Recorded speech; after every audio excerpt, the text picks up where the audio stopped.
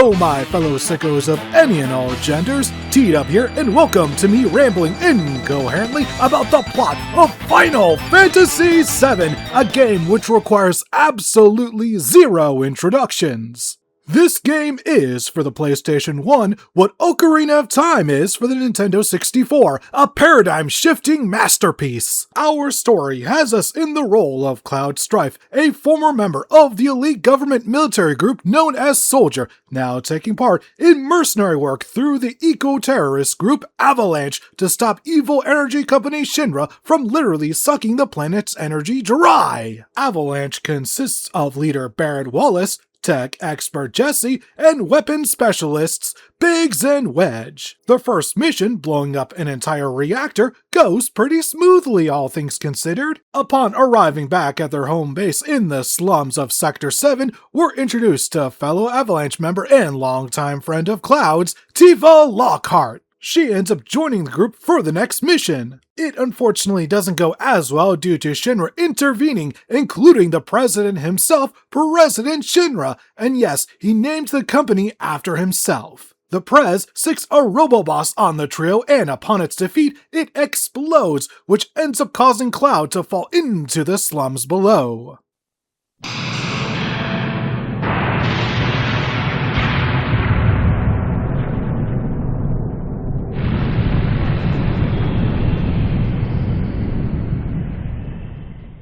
Here, we're introduced to Aerith Gainsborough, or well, reintroduced. We first see Aerith during the intro, and then again after the bombing of the first reactor, but this is the first time we actually get to have a true conversation with her. It's quickly interrupted by Reno of the Turks, who are basically Black Ops for Shinra. Oh yeah, I should probably note that Shinra is also the government, and oh boy is this a grim look at our future if it isn't corporate and corrupt enough already. So Reno is after Aerith for reasons unknown at the moment, and thus she hires Cloud to be her bodyguard, and thus they escape. The two eventually reach Aerith's house, and in secret, her mom tells Cloud to leave in the middle of the night without telling Aerith due to Cloud being an ex-soldier. He obliges, but despite making it out of the house in one go without alerting Aerith, yes, I'm very proud of myself for this, she somehow beats him to the sector exit.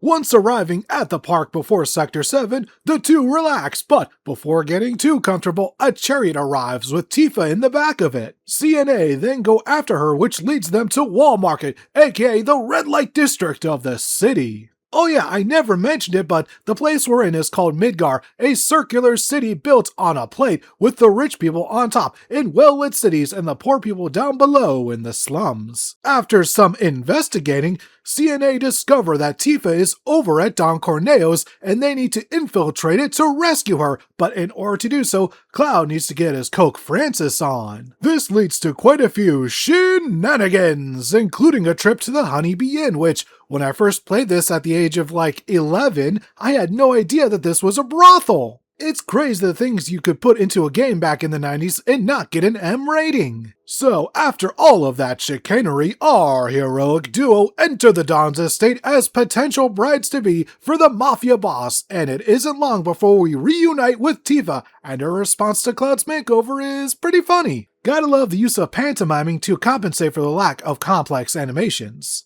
So, Tifa's here to interrogate the Don due to him having some information on Shinra. Thankfully, all three potential choices for him are one of the gang, so no matter who, wins, Don Corneo loses. For my playthrough, Aerith was the unlucky one. As for Cloud, he beat the fuck out of some gangsters while Tifa did the same in a separate room. After reuniting with Tifa, they barge in and reunite with Aerith before interrogating Corneo by way of threatening his genitalia. Turns out, Shinra are about to drop the entire Sector 7 plate onto the slums in order to take out Avalanche. And to ensure this happens, Corneo drops our trio down a trap door. The three do their damnedest to make it back in time, but when they arrive back in Sector 7, Wedge has already been thrown off the pillar, holding the plate up and dying in the process. Tifa has Aerith go get Barrett's daughter Marlene out of Dodge and keep her safe while she and Cloud scale the pillar. While doing so, Cloud and Tifa encounter Jesse and Biggs as they draw their final breaths. At the top, they reunite with Barrett, who is battling the Turks. Despite our team's best efforts, the pillar has been activated to release, and on top of that, Aerith has been abducted by the Turks, but thankfully Aerith did get Marlene out of the sector. Regardless, countless lives and homes are lost. Even if all the slum residents escaped, their homes and livelihoods are destroyed, and those on the top end more than likely didn't get any warning.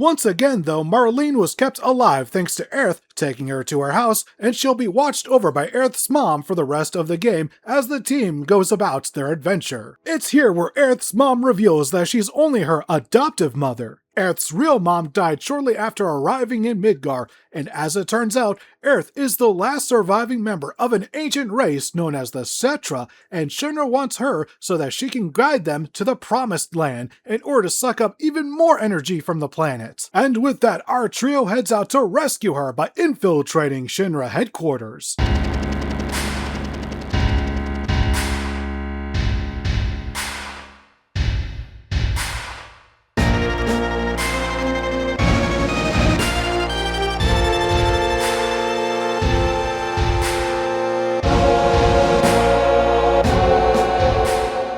It goes rather well, with the three not only rescuing Aerith, but a sentient cheetah-looking species known as Red 13. However, it doesn't take long until they're apprehended by the Turks and thrown into jail cells.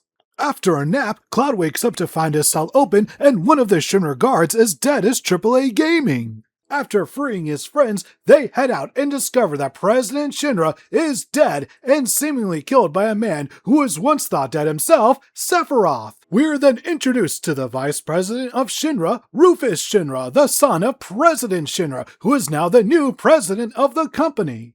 After some boss fights, the group escapes not only Shinra but Midgar as a whole by way of a pretty cool FMV and an, at the time, pretty fun minigame. From here, the heroes head out to Calm, where Cloud tells his backstory of going on a mission with Sephiroth to Cloud and Tifa's hometown of Nibelheim. During this mission, Tifa serves as the guide for the boys as they ascend up Mount Nibel. Once they make it to the reactor, Cloud and Seph head inside on their own, and the two discover that Sephiroth's mother's name is placed in the reactor, and its purpose is to create horrendous monstrosities. Seph then locks himself in the Shinra mansion for a number of days researching, well, everything, until he comes across some ill-informed reports that his mother Genova was an ancient. And now believing himself to be a part of a nigh-extinct race, he kinda sorta kills almost everyone in Nibelheim, as well as burning the village down. It was, to this day, one of the most memorable scenes in any video game ever.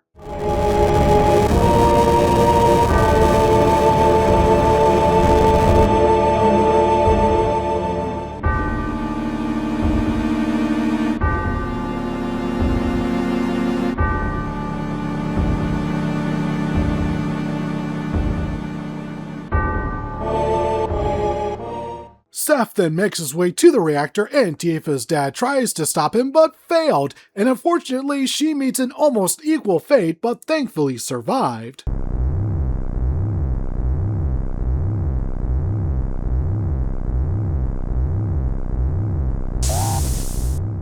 Cloud then tries his hand himself, and this is where his memory ends. From here, our party then travels the world and picks up a few more party members. First is Yuffie Kisaragi, a teen ninja from the Japanese-inspired nation of Wutai, which was conquered by Shinra prior to the events of this game. Next is ex-Turk and current motionless and white fan, Vincent Valentine, who vows vengeance on Hojo for all the abominations against science he has wrought onto this world. These two are optional, but the next is not, and that's Sid, Goddamn Highwind, who wants you to drink your goddamn tea. I joke, but he is a genuine asshole to rocket scientist Shara. You see, all Sid wants to do is to go into space, but the rocket he was on was having a malfunction, and Cheryl was taking a bit fixing it, and we're talking seconds to lift off. So Sid, not wanting to have any responsibility for killing someone, stops the rocket, which causes it to be in its tilted state.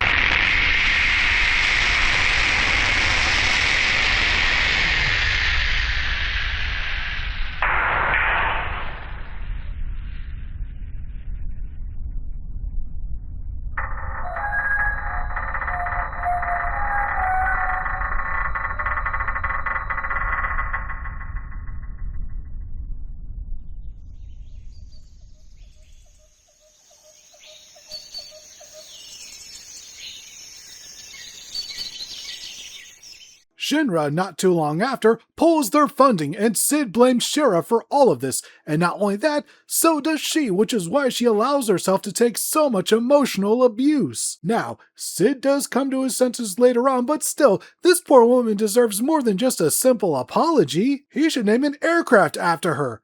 Old crusty bastard. What do you mean he's 32? How do I look younger than him? Man, don't do whatever he did, folks. Anyways, one of the big character moments happens in the town of Corral, a coal mining town that Shinra took over thanks to Bear convincing everyone that coal mining was a dead end. To be fair, that's true. Coal is a fossil fuel and thus not a clean resource. But one day the local reactor gets destroyed and Shinra blames the townsfolk and thus sets everything ablaze. Barrett and his best bro Dine try to make their way back to the town, but Shinra soldiers, as well as the head of the weapons department Scarlet, fire at them, causing Barrett to lose functionality in one of his hands. The same thing happened to Dine, who ended up going on quite the spree in the Gold Saucer. I remember as a kid this being a mystery for quite some time, as the game makes it seem like it could have been Barrett, but to my surprise while recording footage, that only lasts like 5 minutes before he lays out his whole backstory.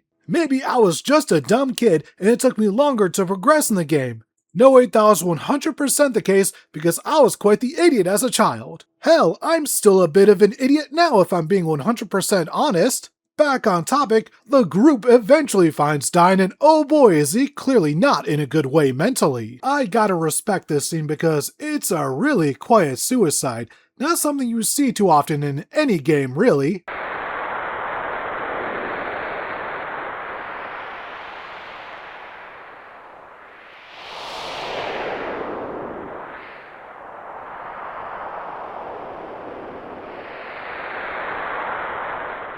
I understand why games usually use soundtracks because music can do a great job at directing emotions, but there is something about keeping things minimalistic. And you can say that about a lot of Final Fantasy VII. It does the most with the least due to the team still getting used to the PlayStation hardware. Aerith's death is a great example of this, and yes, we do get a nice FMV, but the part with the most emotion, at least to me, is the reaction we get from the characters afterwards. While other deaths in games have come close, nothing is yet to surpass Sephiroth killing Aerith as the #1 death in gaming because it's not just about the death that makes this impactful. It's how the FMV is shot, it's how the characters react, it's who it happens to, it's literally everything! Aerith's death is the perfect storm of situations that is yet to be replicated. I mean, they tried with Rebirth, but it obviously isn't as good, and this'll probably be a hot take, but even if they copied this scene 1-to-1 with voice acting, to me, it would still fall short. There's just something about the simplicity of using your imagination to fill in the gaps that creates a bit of the old vintage gaming magic, if any of that makes sense. Anyways, I hope I made some amount of sense here because I wanted to show this iconic moment in gaming the respect it deserves because I've seen some people call it overrated, but I could not disagree more. Aerith's death is a 10 out of 10 and I can't think of anything that could improve it. So it was at this point that I was gonna let some stress off by talking about Wutai, but as it turns out, if you try to do the Wutai side quest on disc 3, the game won't let you, and I'm not restarting my save file just to capture that footage, so, ips. Thus, we'll talk about Cloud's psychotic break. That's fun, right? So, during this entire game, Cloud has this idea that he's an ex-soldier, but turns out that was actually a guy named Zack Fair who was Aerith's first boyfriend. Also, this duel between Cloud and Sephiroth did not happen, at least not here. It was a few minutes later where Cloud actually defeated Sephiroth, despite only being a Shinra grunt.